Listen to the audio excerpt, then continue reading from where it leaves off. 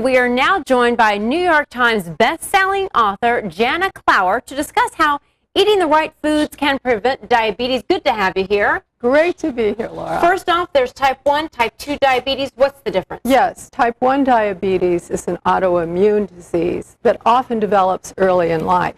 Type 2 diabetes is a lifestyle disease. It's one of the diseases of civilization that comes from eating too many refined carbohydrates. So we are seeing a rise in type 2 diabetes, and not just among people in their 50s and 60s, but youngsters as well. Why is this? We're just eating wrong foods? Exactly. Well, I think the main factor is our diet.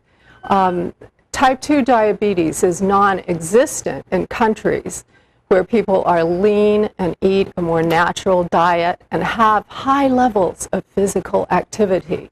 In the United States, it's a tsunami of diabetes because we don't move and we eat too many snacks. So what are the worst foods that you can eat? The worst foods you can have are things like refined carbohydrates that fill the supermarket, and that's what people reach for when they're looking to have a snack during the day. And can you help me out? What's a refined carbohydrate? You hear a lot of buzzwords, and you're not sure. You can be overwhelmed as a consumer. Sure. Refined carbohydrate basically is something that raises the blood sugar rapidly.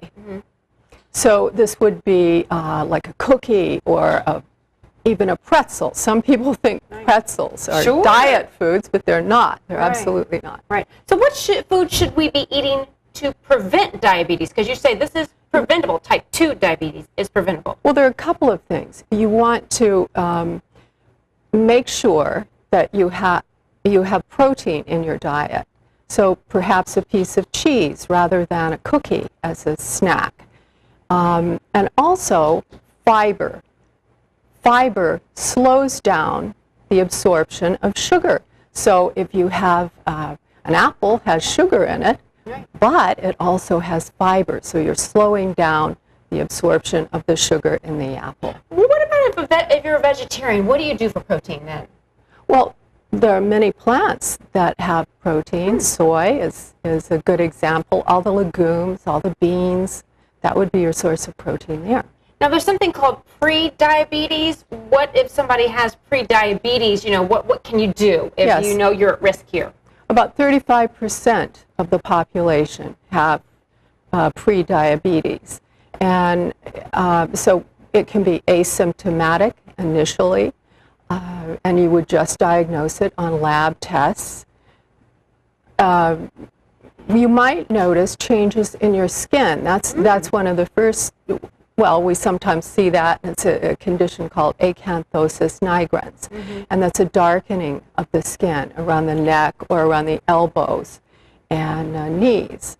So that's one thing. But basically, it's diagnosed by a doctor. Many people try to substitute by using sugar substitutes, and they think that that's a good thing and will help prevent diabetes. Good idea?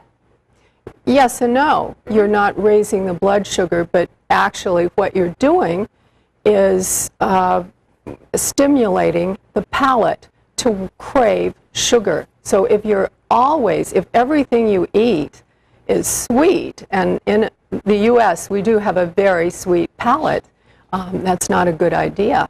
All right, well, doctor, we thank you for your advice. Bottom line, just try and use some common sense, eat proteins, and eat healthy. And stay away from those sodas, like Mayor Bloomberg said. There you go. Stay away from the sodas. Thank you so much for taking the time to talk to us today. You're welcome.